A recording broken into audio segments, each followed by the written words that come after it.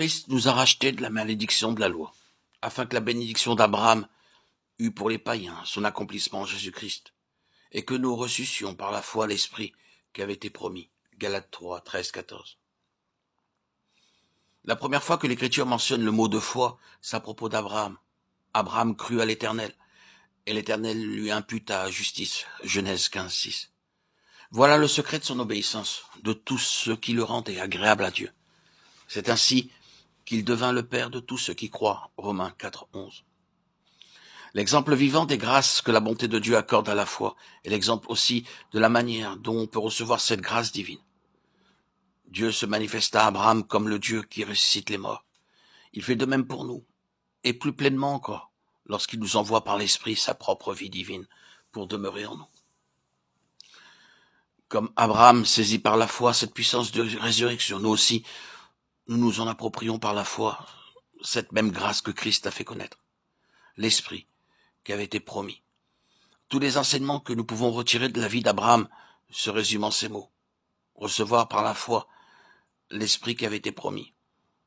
Si nous voulons savoir ce qu'est la foi par laquelle on reçoit l'Esprit, et comment cette foi peut naître et grandir, nous n'avons qu'à étudier ce que Dieu nous en dit par l'histoire d'Abraham. La vie d'Abraham nous montre ce qu'est la foi.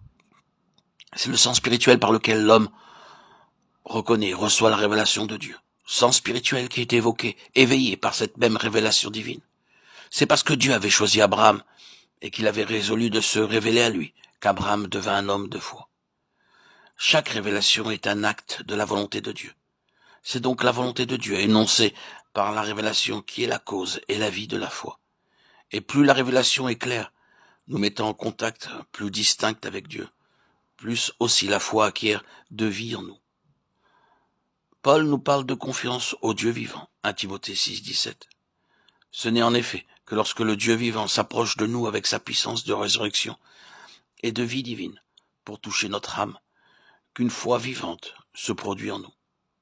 La foi n'est donc pas un acte indépendant qui nous fasse saisir par notre propre force ce que Dieu nous dit. Elle n'est pas non plus un état tout à fait passif dans lequel on se bornerait à laisser agir Dieu. Mais elle résulte de la faculté réceptive que nous possédons d'accueillir Dieu avec déférence, aussitôt qu'il s'approche et que sa puissance de vie nous parle et nous touche. La foi vient donc et de la présence de Dieu et de sa parole. C'est sa présence divine qui seule donne vie à sa parole, qui la rend vivante et efficace. Hébreux 4, 12. Et voilà pourquoi tant de lectures, tant de prédications de la parole de Dieu portent si peu de fruits. Pourquoi tant de prières, tant d'efforts pour obtenir la foi produisent si peu de résultats. La plupart des gens se bornent à avoir affaire avec la parole plutôt qu'avec le Dieu vivant.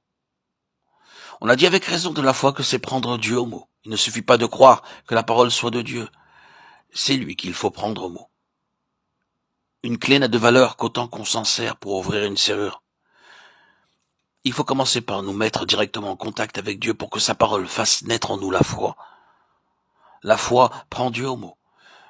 Elle ne peut le faire que quand Dieu lui-même le donne.